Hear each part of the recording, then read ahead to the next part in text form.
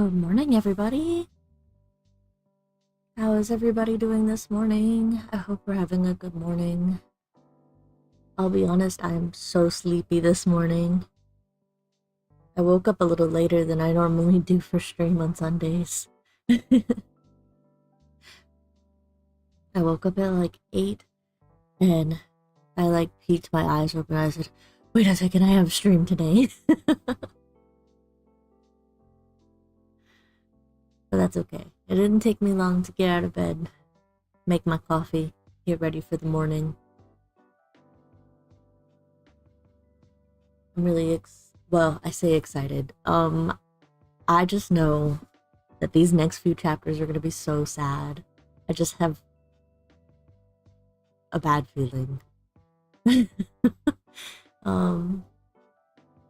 Yeah, I mean, obviously the title of chapter 18 is Dark Days. Things are not gonna go well. If you hear me get a little sniffly, it is what it is.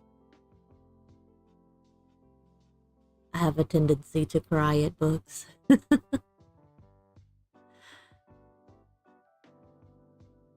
And with that, we will get started. I have my coffee this morning. I hope you have your coffee or whatever drink you prefer.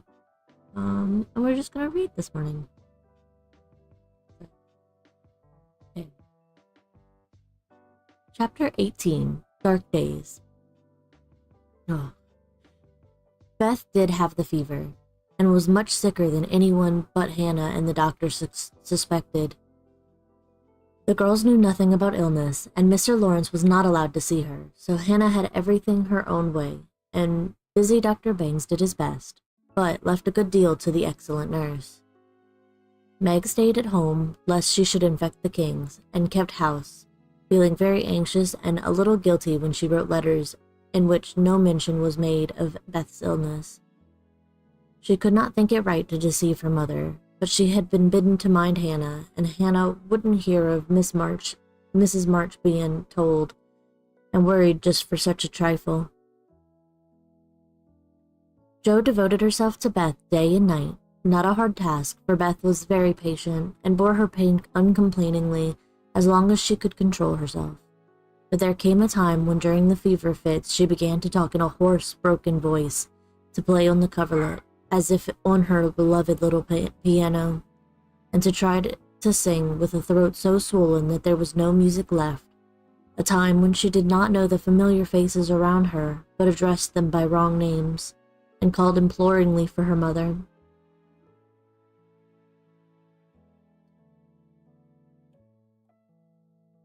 Then Jo grew frightened. Meg begged to be allowed to write the truth, and even Hannah said she wouldn't think of it, though there was no danger yet. A letter from Washington added to their trouble, for Mr. March had had a relapse, and could not think of coming home for a long while now. How dark the days seemed now, how sad and lonely the house, and how heavy were the hearts of the sisters as they worked and waited, while the shadow of death hovered over the once happy home. Then it was that Margaret, sitting alone with tears dropping often on her work, felt how rich she had been in things more precious than any luxuries money could buy. In love, protection, peace, and health, the real blessings of life.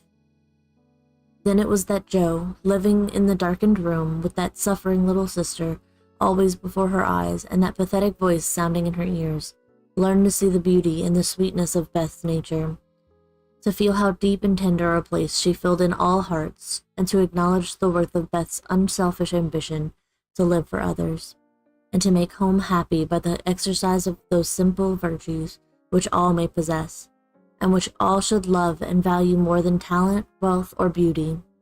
And Amy, in her exile, longed eagerly to be at home, that she might work for Beth, feeling now that no service would be hard or irksome, and remembering with regretful grief how many neglected tasks those willing hands had done for her.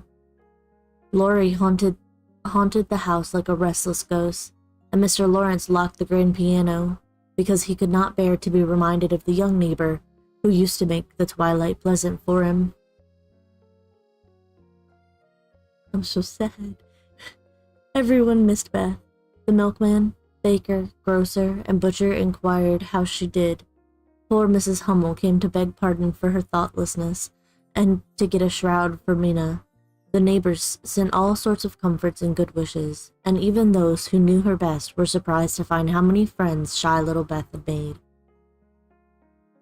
Meanwhile, she lay on her bed with old Joanna at her side, for even in her wanderings she did not forget her forlorn protege. She longed for her cats, but would not have them brought lest they should get sick, and in her quiet hours she was full of anxiety about Joe. She sent loving messages to Amy, bade them tell her mother that she would write soon, and often begged for pencil and paper to try to say a word, that father might not think she had neglected him. But soon even these intervals of consciousness ended, and she lay hour after hour, tossing to and fro, with incoherent words on her lips, or sank into a heavy sleep which brought her no refreshment.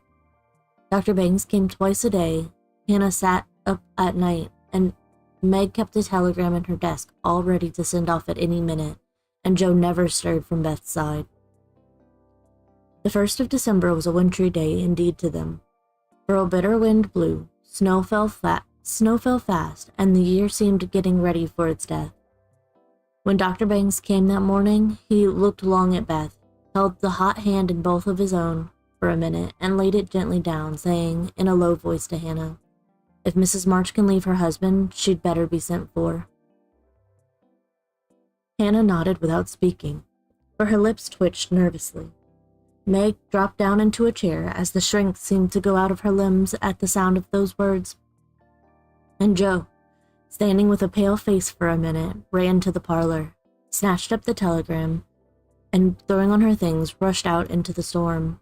She was soon back, and while noiselessly taking off her cloak, Laurie came in with a letter saying that Mr. March was mending again. Joe read it thankfully, but the heavy weight did not seem lifted off her heart, and her face was so full of misery that Laurie asked quickly, "What is it? Is Beth worse?" "I've sent for Mother," said Joe, tugging at her rubber boots with a tragic expression.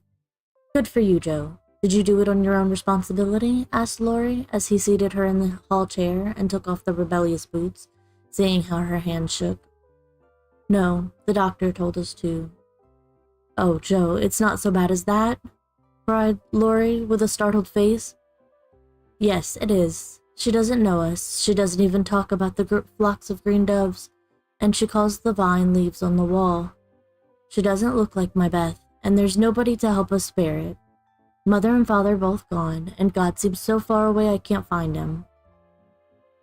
As the tears streamed fast down poor Joe's cheeks, she stretched out her hand in a helpless sort of way, as if groping in the dark, and Laurie took it in his, whispering, as well as he could, with a lump in his throat, "I'm here. Hold on to me, Joe dear." She could not speak, but she did hold on, and the warm grasp of the friendly human hand comforted her sore heart, and seemed to lead her nearer to the divine arm which alone could uphold her in her trouble. Laurie longed to say something tender and comfortable, but no fitting words came to him, so he stood silent, gently stroking her bent head as her mother used to do. It was the best thing he could have done, far more soothing than the most eloquent words, for Joe felt the unspoken sympathy, and in the silence learned the sweet solace which affection administers to sorrow. Soon she dried the tears which had relieved her, and looked up with a grateful face. "Thank you, Teddy. I'm better now. I don't feel so forlorn, and will try to bear it if it comes." "Keep hoping for the best. That will help you, Joe. Soon your mother will be here, and then everything will be all right." "I'm so glad Father is better. Now she won't feel so bad about leaving him. Oh me, it does seem as if all the troubles came in a heap, and I got the heaviest part on my shoulders," sighed Joe, spreading her wet handkerchief over her knees to dry. "Doesn't Meg pull fair?" asked Laurie, looking indignant. "Oh yes, she tries to, but she can't love Bethy as I do, and she won't miss her as I shall. Beth is my conscience, and I can't give her up. I can't. Down went Joe's face into the wet handkerchief, and she cried despairingly, for she had kept up bravely till now, and never shed a tear. Laurie drew his hand across his eyes, but could not speak till he had subdued the choky feeling in his throat, and steadied his lips. It might be unmanly, but he couldn't help it, and I am glad of it. Presently, as Joe's sobs quieted, he said hopefully, I don't think she will die. She's so good, and we all love her so much. I don't believe God will take her away yet. The good and dear people always do die, groaned Joe. But she stopped crying, for her friend's words cheered her up in spite of her own doubts and fears.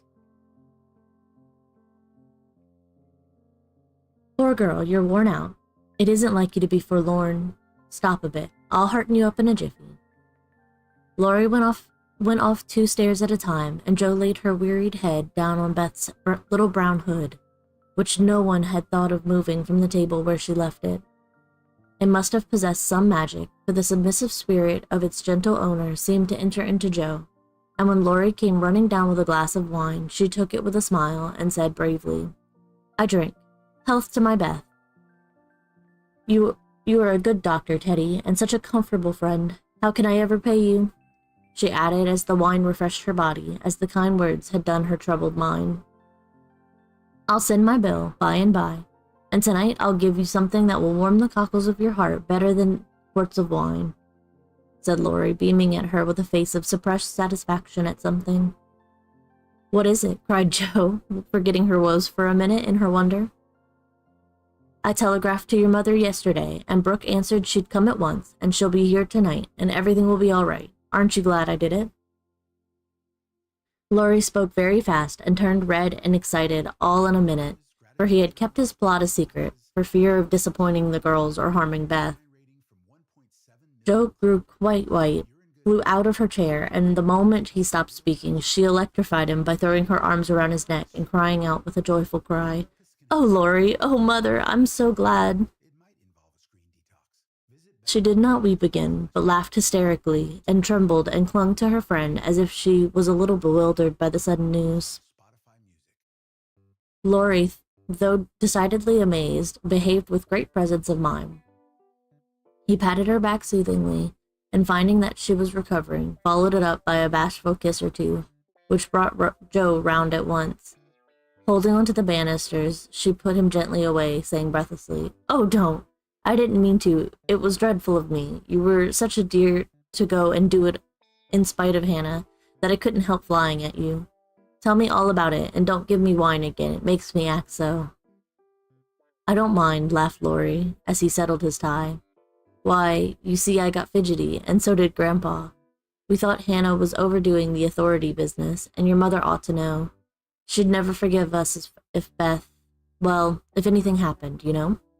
So I got Grandpa to say it was high time we did something, and off I pelted to the office yesterday. But the doctor looked sober, and Hannah most took my head off when I proposed a telegram. I never can bear to be lorded over, so that settled my mind, and I did it. Your mother will come, I know, and the late train is in at 2 a.m. I shall go for her, and you've only got to bottle up your rapture and keep Beth quiet till that blessed lady gets here. Laurie, you're an angel. How shall I ever thank you? Fly at me again. I rather liked it, said Laurie, looking mischievous, a thing he had not done for a fortnight. No, thank you. I'll do it by proxy when your grandpa comes. Don't tease, but go home and rest, for you'll be up half the night. Bless you, Teddy, bless you. Joe had backed into a corner, and as she finished her speech, she vanished precipitately into the kitchen, where she sat down upon a dresser and told the assembled guests that she was happy, oh so happy, while Laurie departed, feeling that he had made a rather neat thing of it. That's the interferingest chap I ever see, but I forgive him, and I do hope Mrs. March is coming right away, said Hannah, with an air of relief when Joe told the good news. Meg had a quiet rapture, and then brooded over the letter while Joe set the sick room in order, and Hannah knocked up a couple of pies in case of company unexpected. A breath of fresh air seemed to blow through the house, and something better than sunshine brightened the quiet rooms. Everything appeared to feel the hopeful change. Beth's bird began to chirp again, and a half-blown rose was discovered on Amy's bush in the window. The fires seemed to burn with unusual cheeriness, and every time the girls met, their pale faces broke into smiles as they hugged one another, whispering encouragingly. "Mother's coming, dear, Mother's coming." Everyone rejoiced but Beth. She lay in that heavy stupor, alike unconscious of hope and joy, doubt and danger. It was a piteous sight. The once rosy face so changed and vacant, the once busy hands so weak and wasted, the once smiling lips quite dumb, and the once pretty, well-kept hair scattered rough and tangled on the pillow. All day she lay so, only rousing now and then to mutter, "Water," with lips so parched they could hardly shape the word. All day Joe and Meg hovered over her, watching, waiting, hoping, and trusting in God and Mother, and all day the snow fell, the bitter wind raged, and the hours dragged slowly by. But night came at last, and every time the clock struck, the sisters, still sitting on either side of the bed, looked at each other with brightening eyes. For each hour brought help nearer. The doctor had been in to say that some change, for better or worse, would probably take place about midnight, at which time he would return. Hannah, quite worn out, lay down on the sofa at the bed's foot and fell fast asleep. Mr. Lawrence marched to and fro in the parlor, feeling that he would rather face a rebel battery than Mrs. March's countenance as she entered. Laurie lay on the rug, pretending to rest, but staring into the fire with a thoughtful look, which made his black eyes beautifully soft and clear. The girls never forgot that night, for no sleep came to them as they kept their watch, with that dreadful sense of powerlessness which comes to us in hours like those. "If God spares Beth, I will never complain again," whispered Meg earnestly. "If God spares Beth, I'll try to love and serve him all my life," answered Joe with equal fervor. "I wish I had no heart, it aches so," sighed Meg after a pause. If life is often as hard as this, I don't see how we ever shall get through it," added her sister despondently. Here the clock struck 12, and both forgot themselves in watching Beth, for they fancied a change passed over her wan face. The house was still as death, and nothing but the wailing of the wind broke the deep hush. Weary Hannah slept on, and no one but the sisters saw the pale shadow which seemed to fall upon the little bed. An hour went by, and nothing happened except Laurie's quiet departure for the station. Another hour, still no one came, and anxious fears of delay in the storm, or accidents by the way, or, worst of all, a great grief at Washington haunted the girls. It was past 2 when Joe, who stood at the window thinking how dreary the world looked in its winding sheet of snow, heard a movement by the bed, and turning quickly, saw Meg kneeling before their mother's easy chair with her face hidden. A dreadful fear passed coldly over Joe as she thought, "Beth is dead, and Meg is afraid to tell me." She was back at her post in an instant, and to her excited eyes a great change seemed to have taken place. The fever flush and the look of pain were gone, and the beloved little face looked so pale and peaceful in its utter repose that Joe felt no desire to weep or to lament. Leaning low over this dearest of her sisters, she kissed the damp forehead with her heart on her lips, and softly whispered, "Goodbye, my Beth, goodbye." As if awaked by the stir, Hannah started out of her sleep, hurried to the bed, looked at Beth, felt her hands, listened at her lips, and then, throwing her apron over her head, set down a rock to and fro, exclaiming under her breath, "The fever's turned. She's sleepin' natural. Her skin's damp, and she breathes easy. Praise be given. Oh my goodness me." Before the girls could believe the happy truth, the doctor came to confirm it. He was a homely man, but they thought his face quite heavenly when he smiled and said, with a fatherly look at them, "Yes, my dears, I think the little girl will pull through this time. Keep the house quiet, let her sleep, and when she wakes, give her—" What they were to give, neither heard, for both crept into the dark hall, and sitting on the stairs, held each other close, rejoicing with hearts too full of words. When they went back to be kissed and cuddled by faithful Hannah, they found Beth lying, as she used to do, with her cheek pillowed on her hand. The dreadful pallor gone, and breathing quietly, as if just fallen asleep. "If Mother would only come now," said Joe, as the winter night began to wane. "See," said Meg, coming up with a white, half-opened rose. I thought this would hardly be ready to lay in Beth's hand tomorrow if she went away from us. But it has blossomed in the night, and now I mean to put it in my vase here, so that when the darling wakes, the first thing she sees will be the little rose and Mother's face. Never had the sun risen so beautifully, and never had the world seemed so lovely as it did to the heavy eyes of Meg and Joe, as they looked out into the early morning, when their long, sad vigil was done. "It looks like a fairy world," said Meg, smiling to herself, as she stood behind the curtain, watching the dazzling sight. "Hark!" cried Joe, starting to her feet. Yes, there was a sound of bells at the door below, a cry from Hannah, and then Laurie's voice came in a joyful whisper. "Girls, she's come! She's come!"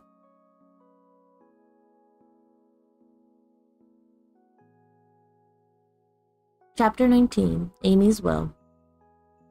While these things were happening at home, Amy was having hard times at Aunt March's.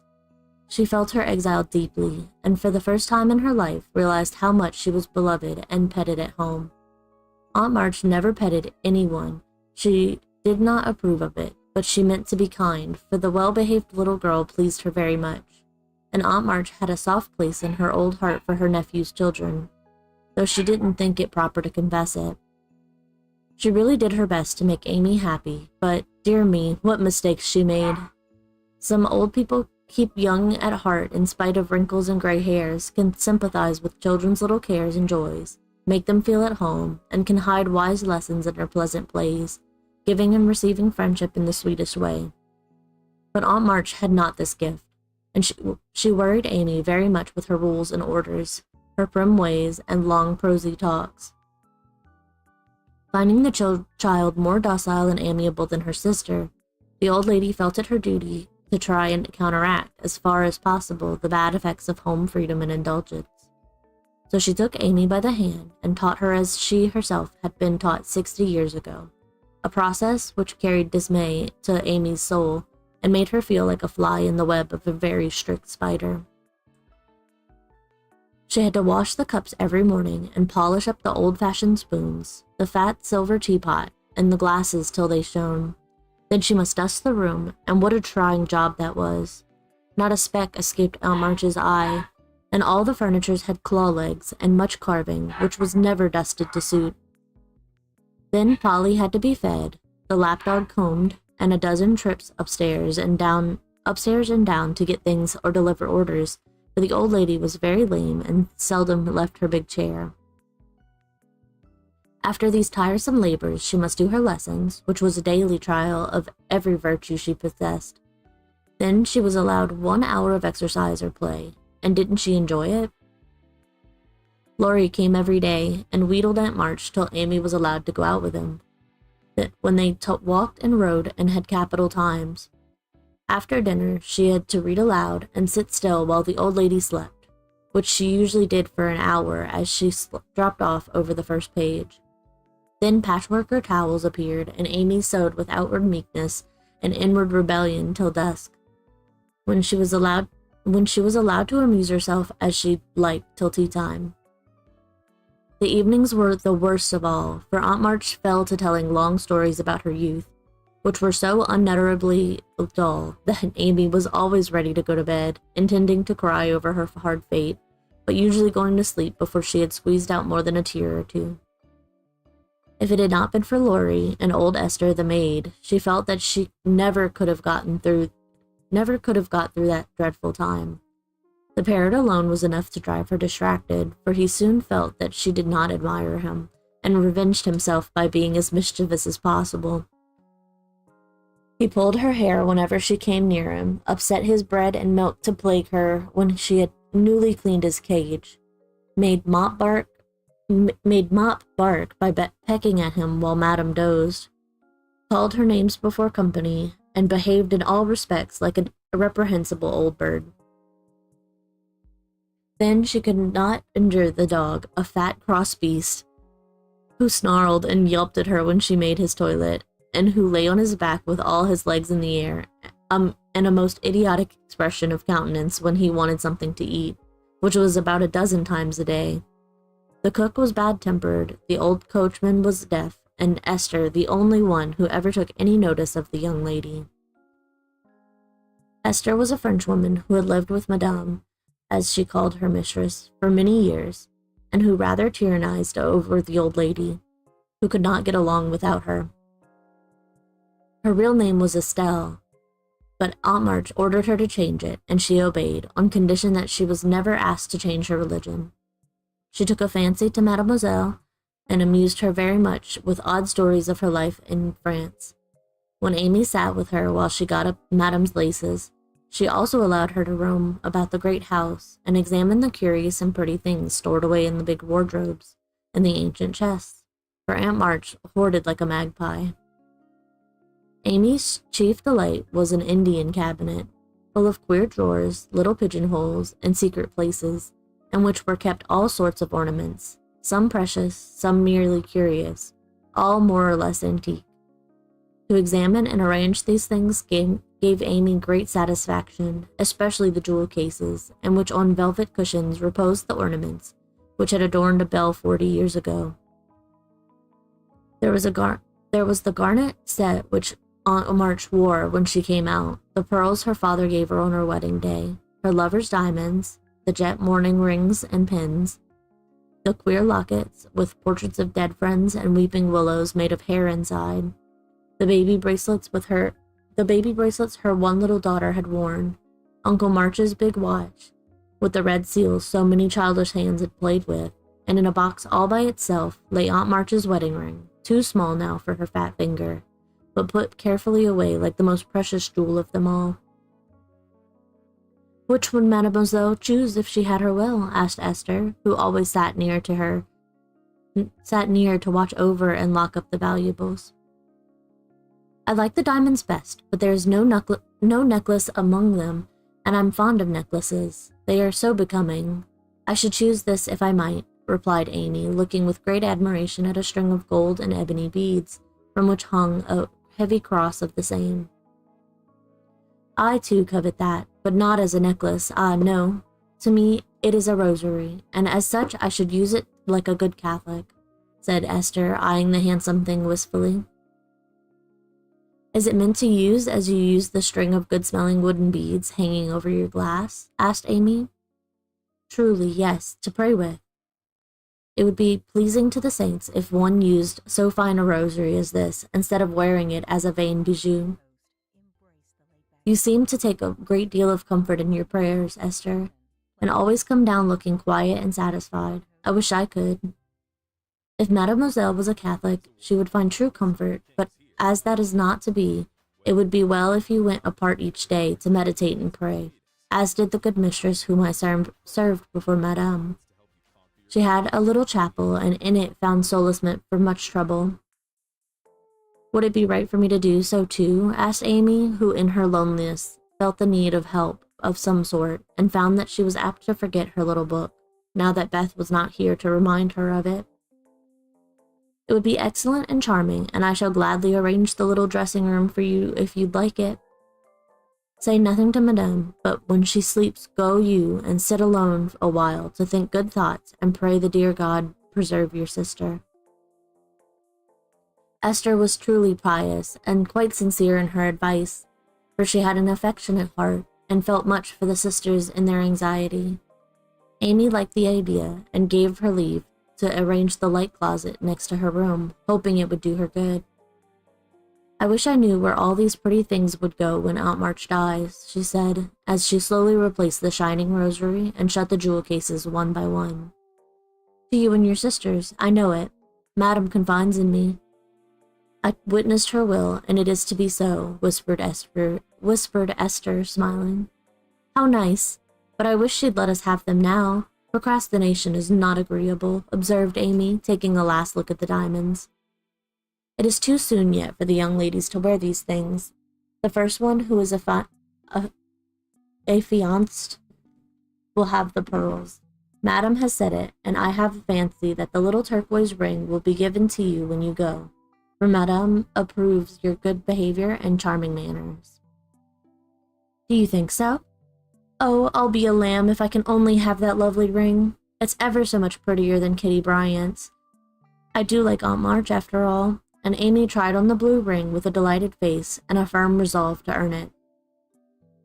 From that day, she was a model of obedience, and the old lady complacently admired the success of her training.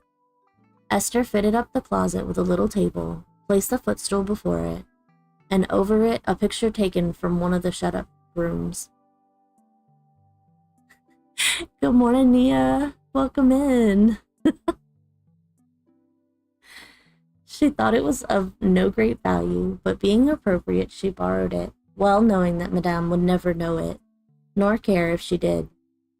It was, however, a very valuable copy of one of the famous pictures of the world, and Amy's beauty-loving eyes were never tired of looking up at the sweet face of the Divine Mother, while her tender thoughts of her own were busy at her heart.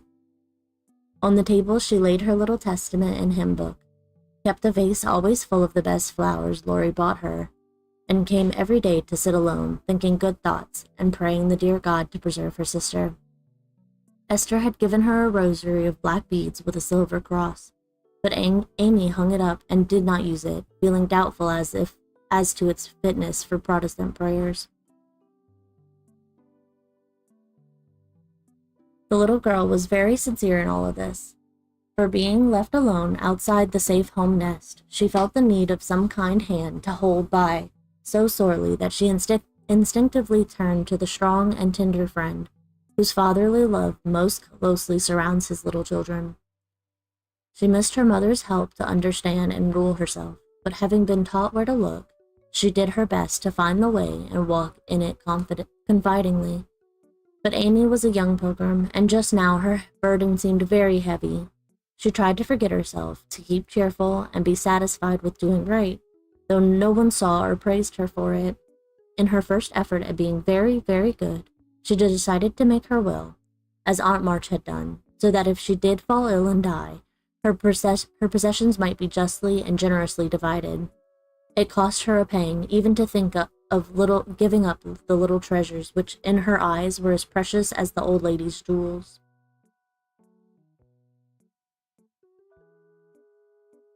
During one of her play hours, she wrote out the important documents as well as she could, with some help from Esther as to certain legal terms.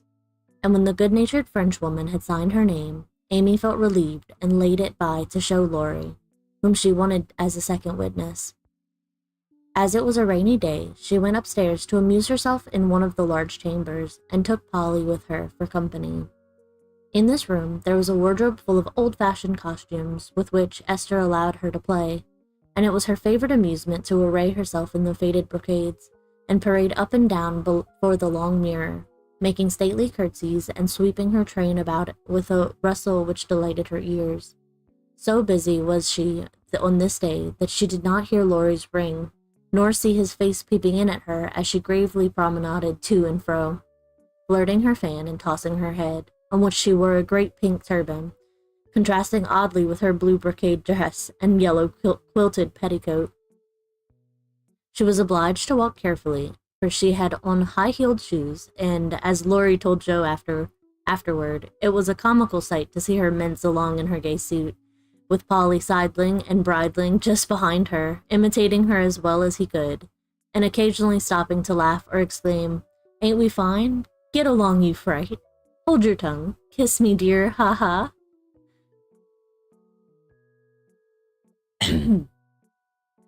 Having with difficulty restrained an explosion of merriment, lest it should offend Her Majesty, Laurie tapped and was graciously received. "Sit down and rest while I put these things away. Then I want to consult you about a very serious matter," said Amy, when she had shown her splendor and driven Polly into a corner. "That bird is the trial of my life," she continued, removing the pink mountain from her head, while Laurie seated himself astride a chair. "Yesterday, when Aunt was asleep and I was trying to be as still as a mouse, Polly began to squall and flap about in his cage, so I went to let him out and found a big spider there. I poked it out, and it ran under the bookcase. Polly marched straight after it, stooped down, and peeped under the bookcase, saying in his funny way with a cock of his eye, 'Come out and take a walk, my dear.' I couldn't help laughing, which made Paul swear, and Aunt woke up and scolded us both." "Did the spider accept the old fellow's invitation?" asked Laurie, yawning. "Yes, out it came, and away ran Polly, frightened to death, and scrambled up on Aunt's chair, calling out, Catch her! Catch her! Catch her!" as I chased the spider. "That's a lie, oh Lord," cried the parrot, pecking at Laurie's toes. "I'd wring your neck if it weren't mine, you old torment," cried Laurie, shaking his fist at the bird, who put his head on one side and gravely croaked, "Ollie, your... bless your buttons, dear." "Now I'm ready," said Amy, shutting the wardrobe and taking a piece of paper out of her pocket. "I want you to read that, please, and tell me if it is legal and right. I felt I ought to do it, for my life is uncertain and I don't want any ill feeling over my tomb." Laurie bit his lips and, turning a little from the pensive speaker, read the following document with praiseworthy gravity, considering the spelling. "My last will and testament. I, Amy Curtis March, being in my sane mind, go give and bequeath all my earthly property to wit, namely, to my father, my best pictures, sketches, maps, and works of art, including frames. Also my $100 to do what with he likes. To my mother, all my clothes, except the blue apron with pockets. Also my likeness and my medal with much love. To my dear sister Margaret, I give my turquoise ring, if I get it. Also my green box with the doves on it. Also my piece of real lace for her neck, and my sketch of her as a memorial of her little girl. To Joe, I leave my breastpin, the one mended with sealing wax. Also my bronze inkstand. She lost the cover. And my most precious plaster rabbit, because I am sorry I burned up her story. To Beth, if she lives after me, I give my dolls and my little bureau, my fan, my linen collars, and my new slippers if she can wear them, being thin when she gets well. And I herewith also leave her my regret that I ever made fun of old Joanna. To my friend and neighbor Theodore Lawrence, I bequeath my papier-mâché portfolio, my clay model of a horse, though he did say it hadn't any neck. Also, in return for his great kindness in the hour of affliction, any one of my artistic works he likes. Notre Dame is the best. To our venerable benefactor, Mr. Lawrence, I leave my purple box with a looking-glass in the cover, which will be nice for his pens and remind him of the departed girl who thanks him for his favors to her family, especially Beth. I wish my favorite playmate, Kitty Bryant, to have the blue silk apron and my gold bead ring with a kiss. To Hannah, I give my bandbox she wanted and all the patchwork I leave, hoping she will remember me when you see. And now, having disposed of my most valuable property, I hope all will be satisfied and not blame the dead. I forgive everyone and trust we may all meet when the trump shall sound. Amen. To this will and testament I set my hand and seal on this 20th day of November, Anno Domini 1861. Amy Curtis March. Witnesses, Estelle Valmer, Theodore Lawrence. The last name was written in pencil, and Amy explained that he has to rewrite it in ink and seal it up for her properly. What put it into your head? Did anyone tell you about Beth's giving away her things? Asked Laurie soberly, as Amy laid a bit of red tape with sealing wax, a taper, and a standish before him. She explained, and then asked anxiously, "What about Beth?" I'm sorry I spoke, but as I did, I'll tell you. She felt so ill one day that she told Joe she wanted to give her piano to Meg, her cats to you, and the poor old doll to Joe, who would love it for her sake. She was sorry she had so little to give and left locks of hair to the rest of us, and her best love to Grandpa. She never thought of a will. Laurie was signing and sealing as he spoke, and did not look up till a great tear dropped on the paper. Amy's face was full of trouble, but she only said, Don't people put sort of postscripts to their wills sometimes?" "Yes, codicils, they call them." "Put one in mine, then, that I wish all my curls cut off and given round to my friends. I forgot it, but I want it done through it, though it will spoil my looks." Laurie added it, smiling at Amy's last and greatest sacrifice. Then he amused her for an hour, and was much interested in all her trials. But when he came to go, Amy held him back to whisper with trembling lips, "Is there really any danger about Beth?" "I'm afraid there is, but we must hope for the best, so don't cry, dear. and Laurie put his arm about her with a brotherly gesture, which was very comforting. When he had gone, she went to her little chapel, and sitting in the twilight, prayed for Beth, with streaming tears and an aching heart, feeling that a million turquoise rings would not console her for the loss of her gentle little sister.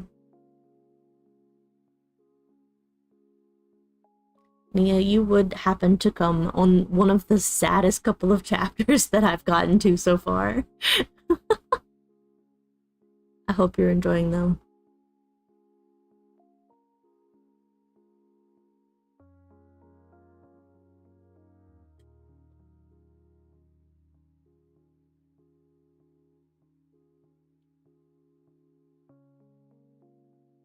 Okay. Chapter 20. Confidential. I don't think I have any words in which to tell the meeting of the mothers and daughters. Such hours are beautiful to live, but very hard to describe.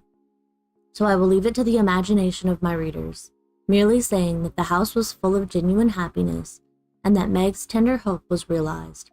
For when Beth woke up from that long, healing sleep, the first objects on which her eyes fell were the little rose and mother's face. Too weak to wonder at anything, she only smiled and nestled close in the loving arms about her, feeling that the hungry longing was satisfied at last. Then she slept again, and the girls waited upon their mother, for she would not unclasp the thin hand which clung to hers even in sleep. Hannah had dished up an astonishing breakfast for the traveler, finding it impossible to vent her excitement in any other way, and Meg and Joe fed their mother like dutiful young storks, while they listened to her whispered account of father's state.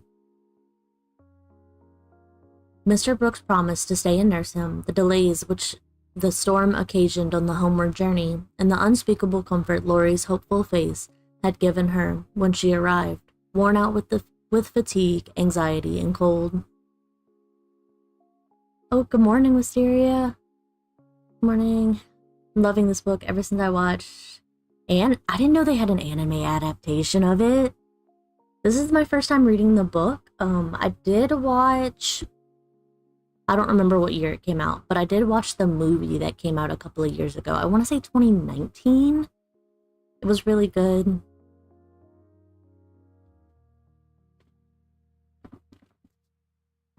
What a strange yet pleasant day that was, so brilliant and gay without, for all the world seemed abroad to welcome the first snow, so quiet and reposeful within, for everyone slept, spent with watching, and a Sabbath stillness reigned through the house. While nodding, Hannah mounted guard at the door. With a blissful sense of burdens lifted off, Meg and Joe closed their weary eyes and lay at rest like storm-beaten boats safe at anchor in a quiet harbor. Mrs. March would not leave Beth's side, but rested in the big chair, waking often to look at, touch, and brood over her child, like a miser over some recovered treasure. Laurie, meanwhile, posted off to comfort Amy, and told his stories so well that Aunt March actually sniffed herself, and never once said, "I told you so." Amy came out so strong on this occasion that I think the good thoughts in the little chapel really began to bear fruit. She dried her tears quickly, restrained her impatience to see her mother, and never even thought of the turquoise ring, when the old lady heartily agreed in Laurie's opinion that she behaved like a capital little woman. Even Polly seemed impressed, for he called her a good girl, blessed her buttons, and begged her to come and take a walk, dear, in his most affable tone. She would very gladly have gone out to enjoy the bright wintry weather, but discovering that Laurie was dropping with sleep in spite of manful efforts to conceal the fact, she persuaded him to rest on the sofa while she wrote a note to her mother. She was a long time about it, and when she returned, he was stretched out with both arms under his head, sound asleep, while Aunt March had pulled down the curtains and sat doing nothing in an unusual fit of benignity. After a while, they began to think he was not going to wake up till night, and I'm not sure that he would, had he not been effectually roused by Amy's cry of joy at sight of her mother. There probably were a good many happy little girls in and about the city that day, but it is my private opinion that Amy was the happiest of all, when she sat in her mother's lap and told her trials, receiving consolation and compensation in the shape of approving smiles and fond caresses. They were alone together in the chapel, to which her mother did not object when its purpose was explained to her. On the contrary, I like it very much, dear, looking from the dusty rosary to the well-worn little book, and the lovely picture with its garland of evergreen. It is an excellent plan to have some place where we can go to be quiet when things vex or grieve us. There are a good many hard times in this life of ours, but we can always bear them if we ask for help in the right way. I think my little girl is learning this. Yes, Mother, and when I go home, I mean to have a corner in the big closet to put my books and the copy of that picture, which I've tried to make. The woman's face is not good, but it's too beautiful for me to draw, but the baby is done better, and I love it very much. I like to think he was a little child once, and then I don't seem so far away, and that helps me. As Amy pointed to the smiling Christ child on his mother's knee, Mrs. March saw something on the lifted hand that made her smile. She said nothing, but Amy understood the look, and after a minute's pause, she added gravely, I wanted to speak to you about this, but I forgot it. Aunt gave me the ring today. She called me to her and kissed me and put it on my finger and said I was a credit to her, and she'd like to keep me always. She gave that funny guard to keep the turquoise on, as it's too big. I'd like to wear them, Mother, can I? They're very pretty, but I think you're rather too young for such ornaments, Amy, said Mrs. March, looking at the plump little hand, with the band of sky-blue tones on the forefinger, and the quaint guard formed of two tiny golden hands clasped together. I'll try not to be vain, said Amy. I don't think I like it only because it's so pretty, but I want to wear it as the girl in the story wore her bracelet, to remind me of something. Do you mean Aunt March? Asked her mother, laughing. No, to remind me not to be selfish. Amy looked so earnest and sincere about it that her mother stopped laughing and listened respectfully to the little plan. I've thought a great deal lately about my bundle of naughties, and being selfish is the largest one in it, so I'm going to try hard to cure it if I can.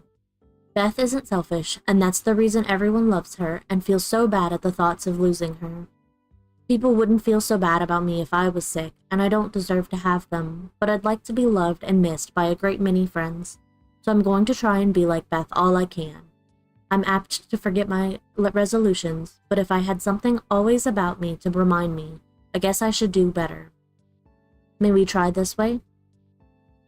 Yes, but I have more faith in the corner of the big closet. Wear your ring, dear, and do your best. I think you will prosper, for the sincere wish to be good is half the battle. Now I must go back to Beth. Keep up your heart, little daughter, and we will soon have you home again.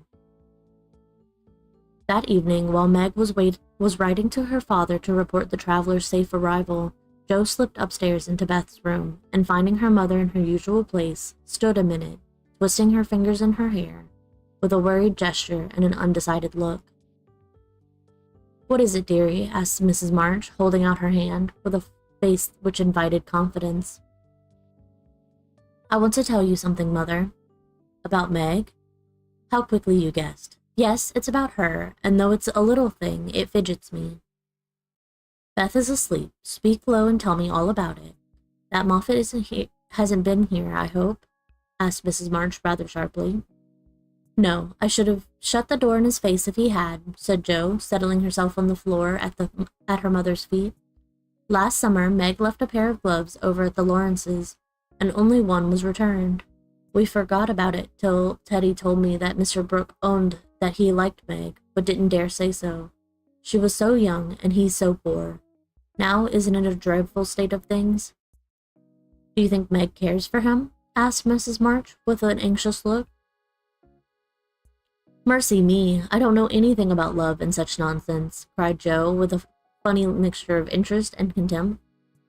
In novels, the girls show it by starting and blushing, fainting away, growing thin, and acting like fools. Now Meg does not do anything of the sort. She eats and drinks and sleeps like a sensible creature. She looks straight in my face when I talk about that man, and only blushes a little bit when Teddy jokes about lovers. I forbid him to do it, but he doesn't mind me as he ought. Then you fancy that Meg is not interested in John? Who? Cried Joe, staring. Mr. Brooke. I call him John now. We fell into the way of doing so at the hospital, and he likes it. Oh dear, I know you'll take his part. He's been good to father, and you won't send him away, but let Meg marry him if she wants to. Mean thing, to go petting Papa and helping you just to wheedle you into liking him. And Joe pulled her hair again with a wrathful tweak.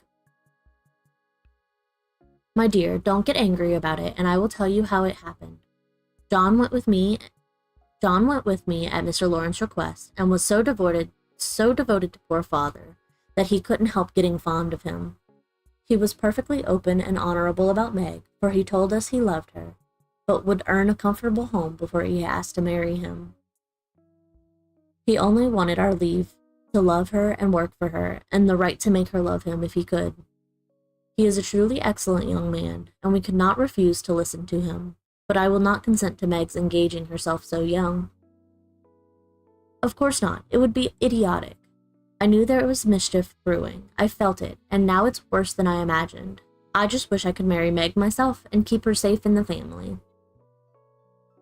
This odd arrangement made Mrs. March smile, but she said gravely, Joe, I confide in you and don't wish you to say anything to Meg yet.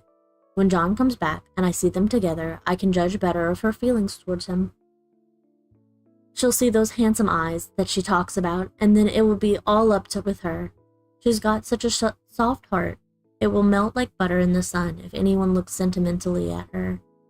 She read the short reports he sent more than she did your letters, and pinched me when I spoke of it, and likes brown eyes, and doesn't think John an ugly name, and she'll go and fall in love, and there's an end of peace and fun, and cozy times together. I see it all.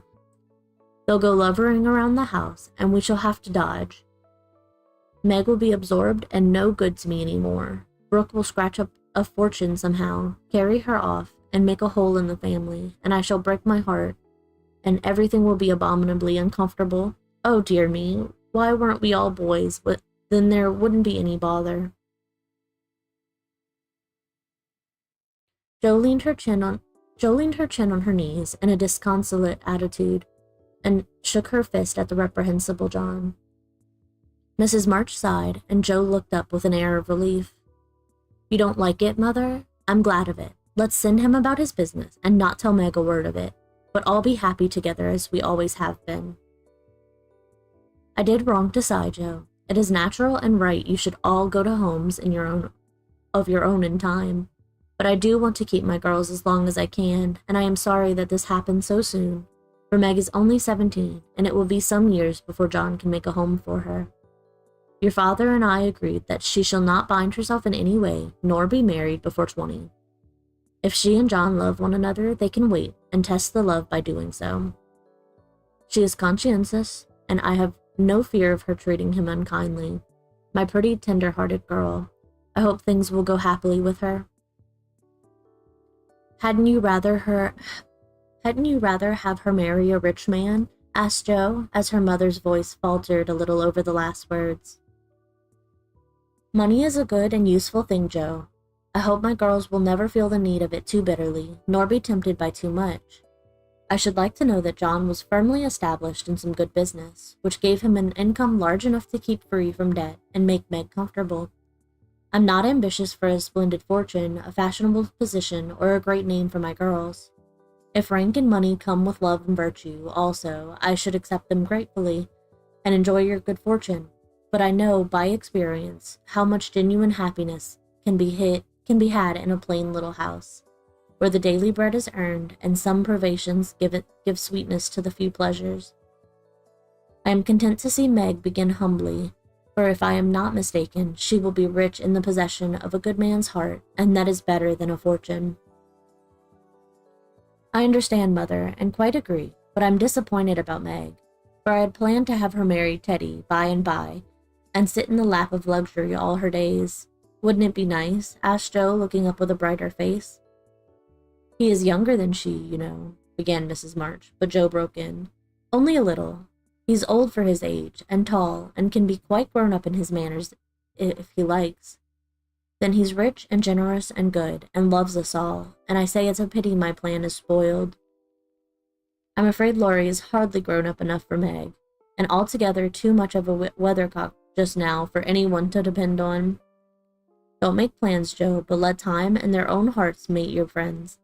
We can't meddle safely in such matters, and had better not get romantic rubbish, as you call it, into our heads, lest it spoil our friendship.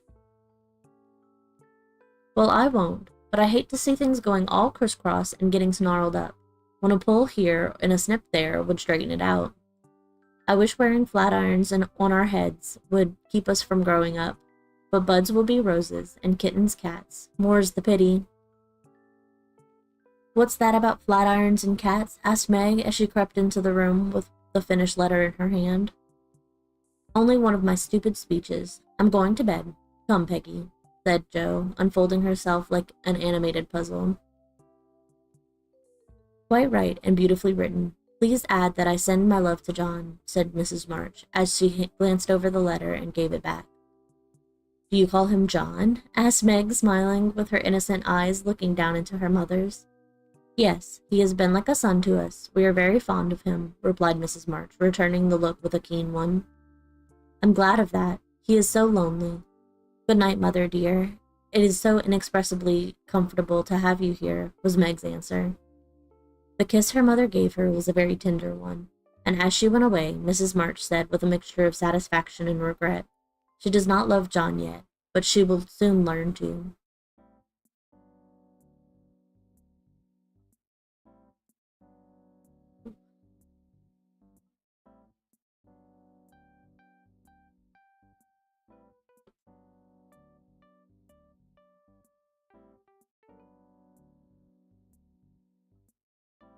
Chapter 21. Laurie Makes Mischief and Jo Makes Peace. Jo's face was a study next day, for the secret rather weighed upon her, and she found it hard not to look mysterious and important. Meg observed it, but did not trouble herself to make inquiries, for she had learned that the best way to manage Jo was by the law of contraries, so she felt sure of being told everything if she did not ask. She was rather surprised, therefore, when the silence remained unbroken, and Jo assumed a patronizing air, which decidedly aggravated Meg, who in turn assumed an air of dignified reserve and devoted herself to her mother. This left Jo to her own devices, for Mrs. March had taken her place as nurse and bade her rest, exercise, and amuse herself after long confinement. Amy being gone, Laurie was her only refuge, and much as she enjoyed his society, she rather dreaded him just then, for he was an incorrigible tease, and she feared he would coax the secret from her.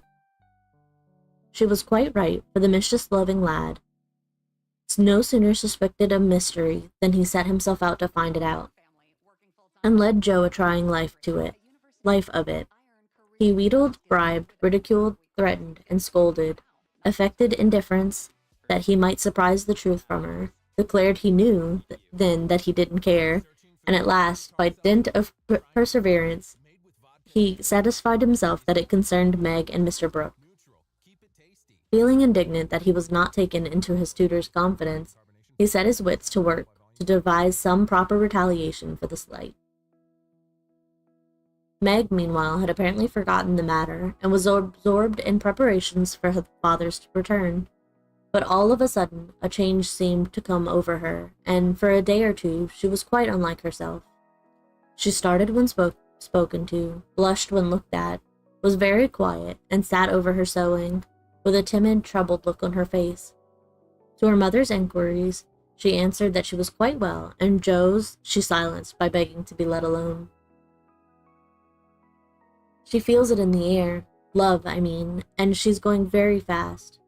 She's got most of the symptoms. It's twittery and cross, doesn't eat, lies awake, and mopes in corners. I caught her singing that song he gave her, and once she said, John, as you do, and then looked as red as a poppy. Whatever shall we do? Said Jo, looking ready for any measures, however violent. Nothing but wait. Let her alone, be kind and patient, and father's coming will settle everything, replied her mother. Here's a note to you, Meg, all sealed up. How odd. Teddy never seals mine, said Jo the next day. as she distributed the contents of the little post office. Mrs. March and Joe were deep in their own affairs when a sound from Meg made them look up to see her staring at her note with a frightened face. "My child, what is it?" cried her mother, running to her, while Joe tried to take the paper, which had done the mischief. "It's all a mistake. He didn't send it. Oh, Joe, how could you do it?"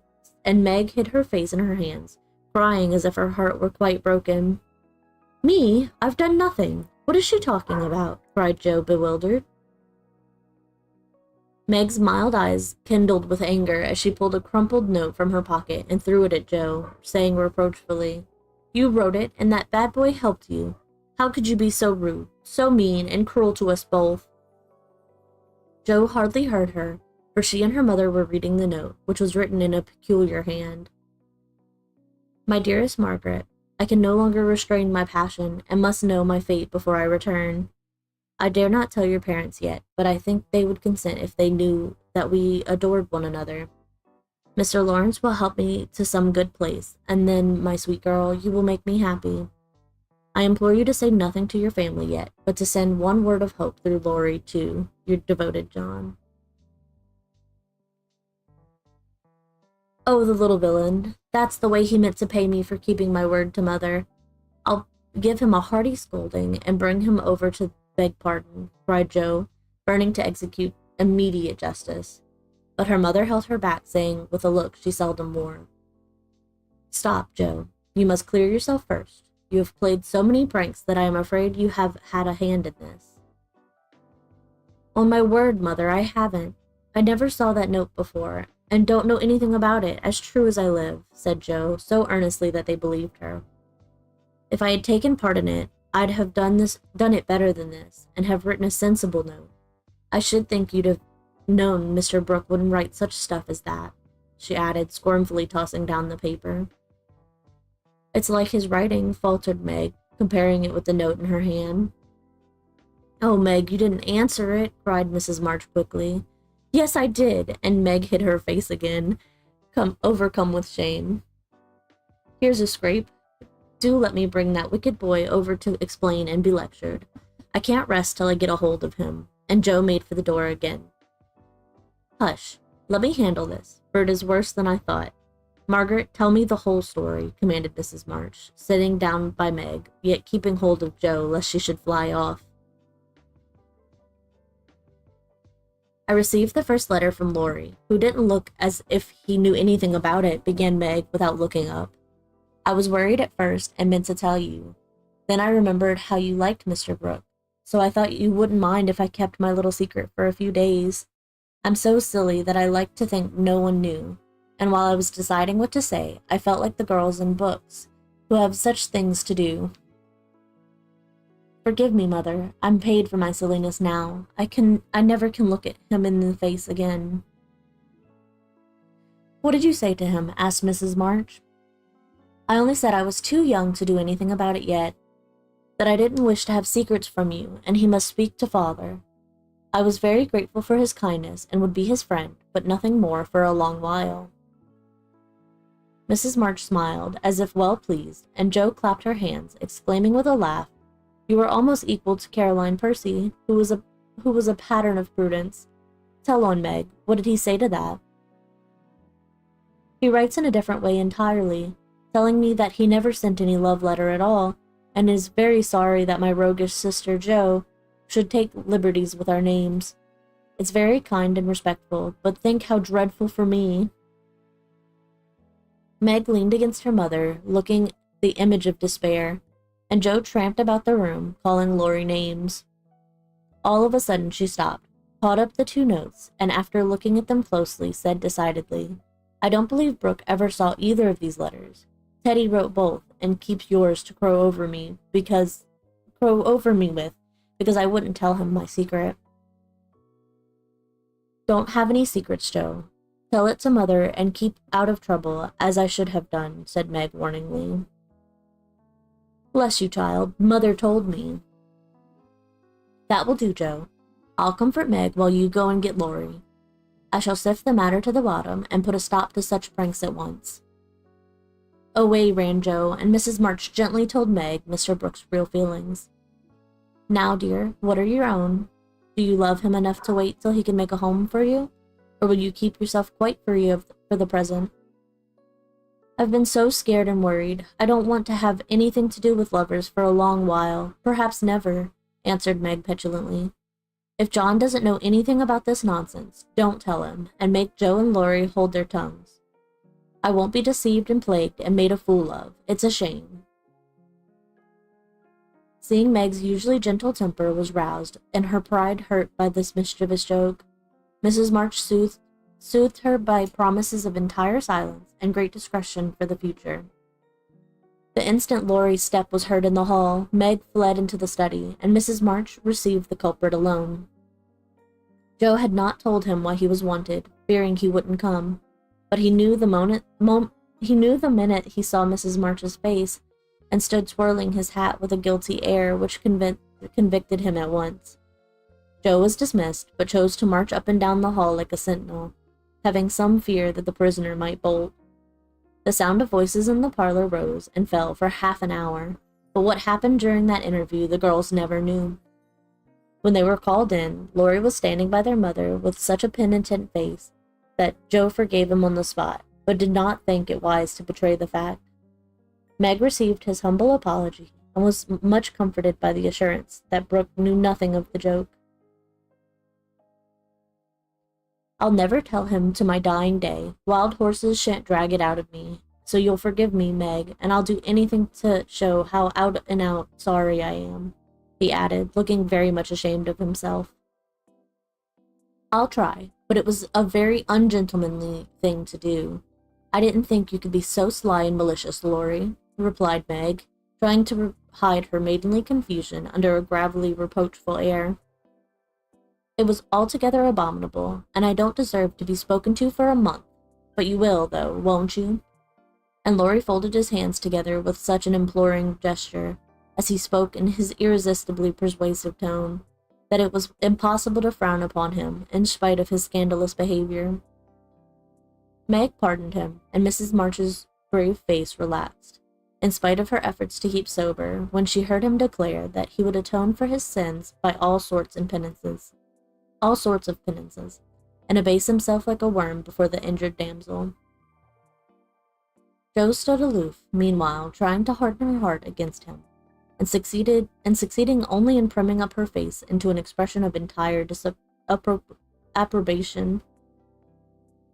Laurie looked at her once or twice, but as she showed no sign of relenting, he felt injured, and turned his back on her till the others were done with him, when he made her a low bow and walked off without a word.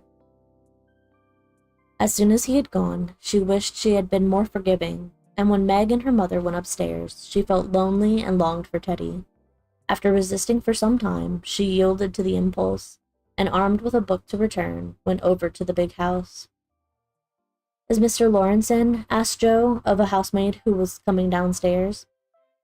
"Yes, miss, but I don't believe he's seeable just yet." "Why not? Is he ill?" "La, no, miss, but he's had a scene with Mr. Laurie, who is in one of his tantrums about something, which vexes the old gentleman, so I durst go nigh him." "Where is Laurie?" "Shut up in his room, and he won't answer, though I've been a-tapping. I don't know what's to become of the dinner, for it's ready and there's no one to eat it." "I'll go and see what the matter is. I'm not afraid of either of them." Up went Joe and knocked smartly on the door of Laurie's little study. "Stop that, or I'll open the door and make you," called out the young gentleman in a threatening tone.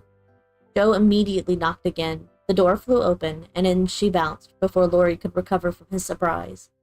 Seeing that he really was out of temper, Joe, who knew how to manage him, assumed a contrite expression, and going artistically down upon her knees, said meekly, "Please forgive me for being so cross. I came to make it up, and can't go away till I have." "It's all right. Get up and don't be a goose, Joe," was the cavalier reply to her petition. "Thank you, I will. Could I ask what's the matter? You don't look exactly easy in your mind." "I've been shaken, and I won't bear it," growled Laurie indignantly. "Who did it?" demanded Joe. Grandfather. If it had been anyone else, I'd have. And the injured youth finished his sentence by an energetic gesture of the right arm. That's nothing. I often shake you when you don't mind, said Joe soothingly. Pooh, you're a girl, and it's fun, but I'll allow no man to shake me. I don't think anyone would care to try it if you looked as much like a thundercloud as you do now. Why were you treated so? Just because I wouldn't say what your mother wanted me for. I promised not to tell, and of course I wasn't going to break my word. Couldn't you satisfy your grandpa in any other way? No, he would have the truth, the whole truth, and nothing but the truth. I'd have told my part of the scrape if I could without bringing Meg in. As I couldn't, I held my tongue and bore the scolding till the old gentleman collared me. Then I bolted, for fear I should forget myself. It wasn't nice, but he's sorry. I know, so go down and make up. I'll help you. Hanged if I do. I'm not going to be lectured and pummeled by everyone, just for a bit of a frolic. I was sorry about Meg, and begged pardon like a man, but I won't do it again when I wasn't in the wrong. He didn't know that. He ought to trust me, and not act as if I was a baby. It's no use, Joe. He's got to learn that I am able to take care of myself, and don't need anyone's apron string to hold on by. What pepper pots you are, sighed Joe. How do you mean to settle this affair? Well, he ought to beg pardon, and believe me when I say I can't tell him what the fuss is about. Bless you, he won't do that. I won't go down till he does. Now, Teddy, be sensible. Let it pass, and I'll explain what I can. You can't stay here, so what's the use of being melodramatic? I don't intend to stay here long anyway. I'll slip off and take a journey somewhere, and when Grandpa misses me, he'll come round fast enough. I dare say you ought not to go and worry him. Don't preach. I'll go to Washington and see Brooke. It's gay there, and I'll enjoy myself after the troubles. What fun you'd have. I wish I could run off too, said Joe, forgetting her part of mentor in lively visions of martial life at the Capitol. Come on then, why not? You go and surprise your father, and I'll stir up old Brooke. It would be a glorious joke. Let's do it, Joe. We'll leave a letter saying we are all right and trot off at once. I've got money enough. It will do you good and no harm as you go to your father. For a moment, Joe looked as if she would agree. For wild as the plan was, it just suited her. She was tired of care and confinement, longed for change, and thoughts of her father blended temptingly with the novel charms of camps and hospitals, liberty and fun. Her eyes kindled as they turned wistfully toward the window, but they fell on the old house opposite, and she shook her head with sorrowful decision. If I was a boy, we'd run away together and have a capital time. But as I'm a miserable girl, I must be proper and stop at home. Don't tempt me, Teddy. It's a crazy plan. That's the fun of it, began Laurie, who had got a willful fit on him, and was possessed to break out of bounds in some way. Hold your tongue, cried Joe, covering her ears.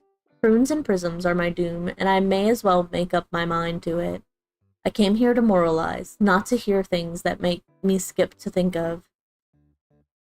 I know Meg would wet blanket such a proposal, but I thought you had more spirit, began Laurie insinuatingly. Bad boy, be quiet. Sit down and think of your own sins. Don't go making me add to mine. If I get your grandpa to apologize for the shaking, will you give up running away? Asked Joe seriously. Yes, but you won't do it, answered Laurie, who wished to make up, but felt that this outraged dignity must be appeased first. If I can manage the young one, I can the old one, muttered Joe, as she walked away, leaving Laurie bent over a railroad map, with his head propped up on both hands. Come in, and Mr. Lawrence's gruff voice sounded gruffer than ever, as Joe tapped on his door. It's only me, sir, come to return a book, she said blandly as she entered. Want any more? Asked the old gentleman, looking grim and vexed, but trying not to show it. Yes, please. I like old Sam so well, I think I'll try the second volume, returned Joe, hoping to propitiate him by accepting a second dose of Boswell's Johnson, as he had recommended that lively work. The shaggy eyebrows unbent a little as he rolled the steps towards the shelf where the Johnsonian literature was placed. Jo skipped up and, sitting on the top step, affected to be searching for her book, but was really wondering how best to introduce the dangerous object of her visit. Mr. Lawrence seemed to suspect that something was brewing in her mind, for after taking several brisk turns about the room, he faced round on her, speaking so abruptly that Rosellis tumbled face downward on the floor. "What has that boy been about? Don't try to shield him. I know he has been in mischief by the way he acted when he came home. I can't get a word from him, and when I threatened to shake the truth out of him, he bolted upstairs and locked himself into his room. He did wrong, but we forgave him, and all promised not to say a word to anyone," began Jo reluctantly. "That won't do. He shall not shelter himself behind a promise from you soft-hearted girls. If he's done anything amiss, he shall confess, beg pardon, and be punished. Out with it, Jo. I won't be kept in the dark." Mr. Lawrence looked so alarmingly and spoke so sharply that Jo would have gladly run away if she could, but she was perched aloft on the steps, and he stood at the foot, a lion in the path, so she had to stay and brave it out.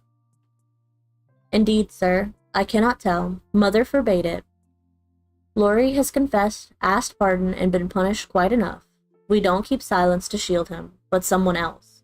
And it will make more trouble if you interfere. Please don't.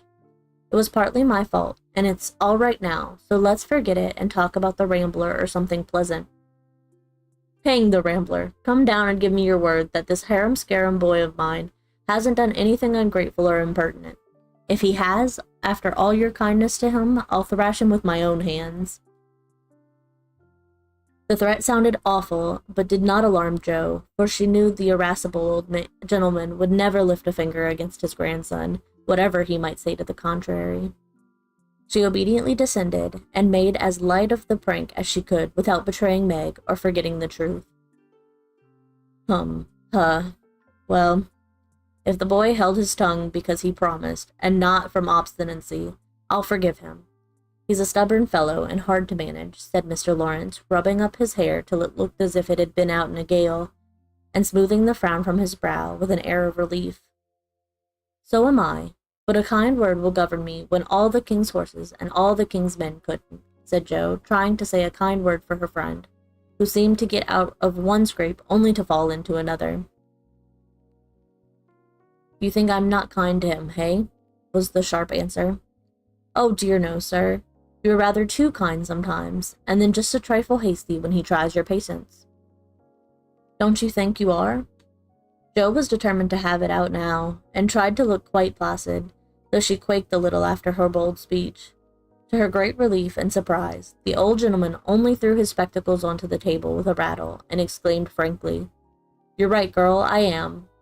I love the boy, but he tries my patience past bearing, and I know how it will end if we go on so. I'll tell you, he'll run away." Jo was sorry for the speech the minute it was made. She meant to warn him that Laurie would not bear so much restraint, and hoped he would be more forbearing with the lad. Mr. Lawrence's ruddy face changed suddenly, and he sat down with a troubled glance at the picture of a handsome man, which hung over his table. It was Laurie's father, who had run away in his youth and married against the imperious old man's will. Jo fancied he remembered and regretted the past, and she wished she had held her tongue. "He won't do it unless he is very much worried, and only threatens it sometimes when he gets tired of studying. I often think I should like to, especially since my hair was cut. So if you ever miss us, you may advertise for 2 boys and look among the ships bound for India." She laughed as she spoke, and Mr. Lawrence looked relieved, evidently taking the whole as a joke. "How dare you talk to me in that way? Where's your respect for me and your proper bringing up? Bless the boys and girls. What torments they are, yet we can't do without them," he said, pinching her cheeks good-humoredly. "Go and bring that boy down to his dinner. Tell him it's all right, and advise him not to put on tragedy airs with his grandfather. I won't bear it." "He won't come, sir. He feels badly because you didn't believe him when he said he couldn't tell. I think the shaking hurt his feelings very much." Joe tried to look pathetic, but must have failed, for Mr. Lawrence began to laugh, and she knew the day was won. I'm sorry for that, and ought to thank him for not shaking me, I suppose. What the dickens does the fellow expect? And the old gentleman looked a trifle ashamed of his own testiness. If I were you, I'd write him an apology, sir. He says he won't come down till he has one, and talks about Washington, and goes on in an absurd way. A formal apology will make him see how foolish he is, and bring him down quite amiable. Try it. He likes fun, and this way is better than talking. I'll carry it up and teach him his duty. Mr. Lawrence gave a sharp look, put on his spectacles, saying slowly, You're a sly puss, but I don't mind being managed by you and Beth. Here, give me a bit of paper, and let us have done with this nonsense. The note was written in the terms which one gentleman would use to another after offering some deep insult. Joe dropped a kiss on the top of Mr. Lawrence's bald head, and ran up to slip the apology under Laurie's door, advising him through the keyhole to be submissive, decorous, and a few other agreeable impossibilities. Finding the door locked again, she left the note to do its work, and was going quietly away, when the young gentleman slid down the banisters, and waited for her at the bottom, saying with his most virtuous expression of countenance, What a good fellow you are, Joe. Did you get blown up? He added, laughing. No, he was pretty mild on the whole. Ah, I got it all round. Even you cast me off over there, and I felt just ready to go to the deuce. He began apologetically. Don't talk that way. Turn over a new leaf and begin again, Teddy, my son. I keep turning over new leaves and spoiling them, as I used to spoil my copybooks, and I make so many beginnings there will never be an end, he said dolefully. Go and eat your dinner. You'll feel better about it. You'll feel better after it. Men always croak when they are hungry, and Joe whisked out at the front door after that. That's a label on my sect, answered Laurie, quoting Amy as he went to partake of humble pie dutifully with his grandfather, who was quite saintly in temper and overwhelmingly respectful in manner all the rest of the day. Everyone thought the matter ended and the little cloud blown over, but the mischief was done, for though others forgot it, Meg remembered. She never alluded to a certain person, but she thought of him a good deal, dreamed dreams more than ever, and once Joe, rummaging her sister's desk for stamp, found a bit of paper scribbled over with the words, Mrs. John Brooke, whereat she groaned tragically and cast it into the fire, feeling that Laurie's prank had hastened the evil day for her. Okay, I think we're gonna call it there for today. My throat's giving out on me. So I'm glad that took a better turn. We still have so much book left. We're in 22 and there's, I think, 47 chapters total. I do plan to just continue this one for sure. I haven't decided if I want to put a schedule out this week, because it will, in fact, only have my Storytime Sunday on it. I start school tomorrow, so I definitely want to take some time to adjust to that. New classes means new due dates and things like that, and every class is a little different.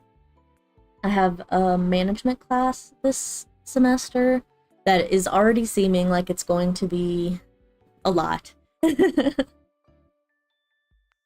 But I don't plan to stop streaming completely. I think I definitely will keep this one on the schedule because I like my regularly reading streams. And if I do add any more, it'll probably be one more either during the week or maybe on the weekend. It'll depend on when all my due dates are. But yeah, this was a nice Sunday morning, and I hope to see everybody again next Sunday when we do some more reading. We'll start off with 22 and probably read, I feel like I've been averaging about 4 chapters per stream, which is not terrible. Nothing wrong with a long series of book reading. Well, thank you to everybody that showed up today. Thank you to everybody that hung around for a while, even if you stayed for just a little bit. I hope everybody has a good rest of their day, and I hope everybody has a good week. I will see you all again next Sunday, and I wish you have a good one. Okay, bye-bye.